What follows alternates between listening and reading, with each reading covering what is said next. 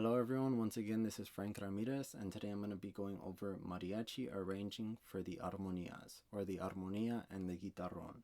So usually when people say the armonia, they usually put guitarrón into the section as well, especially if you're in like mariachi class or something and the director's like, armonias, go have a sectional, right? The guitarrón will usually join them. The guitarrón knows that they're included within the armonia, right? So that's like their rhythm section. But when we transcribe it, right, we put armonia and guitarrón separate because they play two different parts, obviously. Okay, so let me go ahead and get started with the guitarrón and how we transcribe it.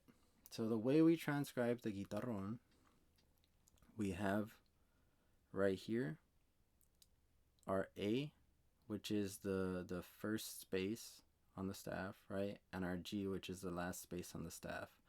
All the notes that we write down for the guitarrón have to be within these notes, okay?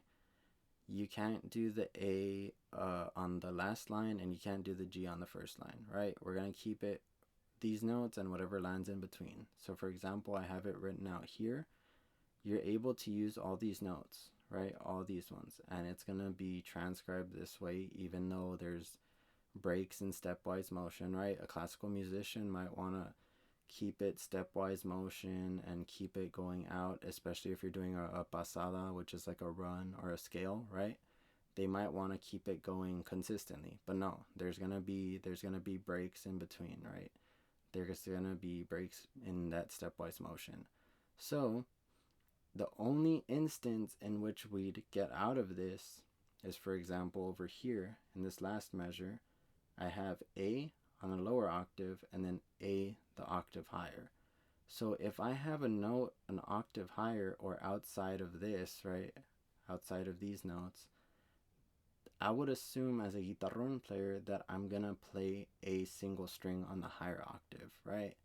And if I did this would mean I'm gonna play C, and then I'm gonna play higher octave C as a single string, right? So usually guitarrón is played in octaves, right? So we don't have to write the octaves out either. We just need to write the single notes. Okay, let me go ahead and move on to the armonia part. I wrote this out. It's a son jalisciense rhythm.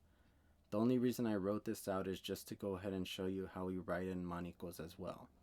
So if you notice, the armonia part is in slash notation. It's not in standard notation, right?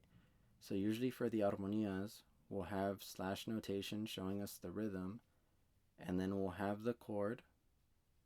We'll have the chord here on top, so this means we're playing C major all the way through because there's no other chords written. And then the manicos, which is the strum pattern, we write with the bowing symbols. So this bowing symbol means down, and this one means up. All right, so we have down, down, up, down, down, up, down, down, up, down, down, up. And then notice how I didn't write it in here, because it's assumed that we're just going to keep that going.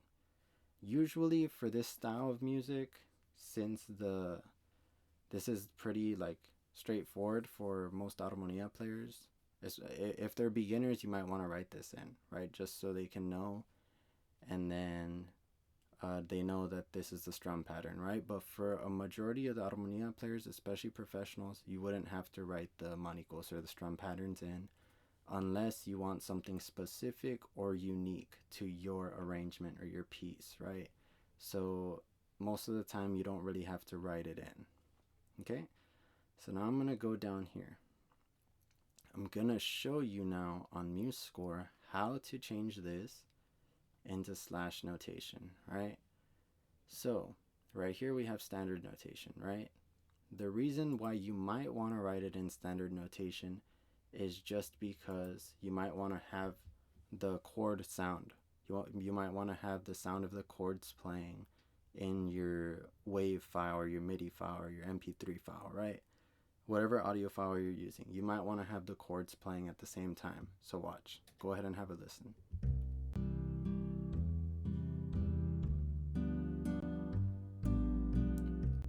Okay, now watch. I'm going to show you how to switch it to slash notation. I'm going to select a measure.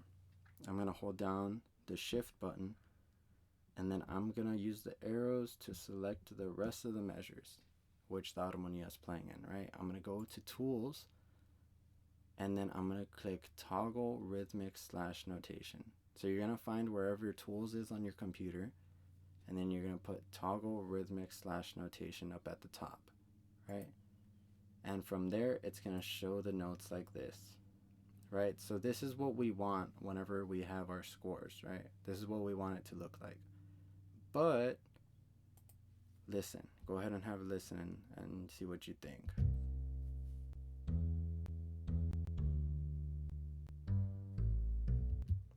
So the reason I would use standard notation is so that we can have the chords playing in the background, right? In the rhythm.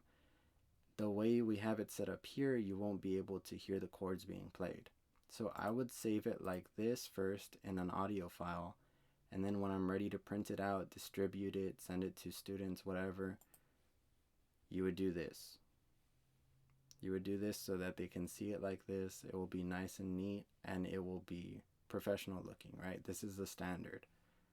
Okay, so if I were to add my manicos, let's say I have beginners and they're learning what a ranchera balseado is, I would write this, right? 2 downs. And then you could write simile, or you could just keep it like that because it's assumed that the rest of them would just be down, down, down, down, down, down, right? One more thing I'm going to show you is note heads. So watch this. If we go here, actually let me show you over here. So there are going to be times where you use what's called an apagón or a slap. We wouldn't use it in this style, right? We wouldn't use it in a stone jalisciense, but I'm just showing you as an example. You would use the cross note head, and that would mean that we're going to use a slap or an apagón, right? So that means we're going to slap the strings as we strum. One more thing is sometimes what we do is a rasgueo. So that would just mean we're going to use an arpeggio symbol, and that just means we're going to use a rasgueo. You can make it a little taller if you want. So rasgueo. That means we're going to run our nails along the string, right, as we strum. Rasgueo.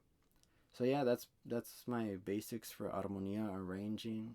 I hope y'all learned something. Thank you very much for watching. If you have any questions, go ahead and email me or write it in the comments section. Thank you very much.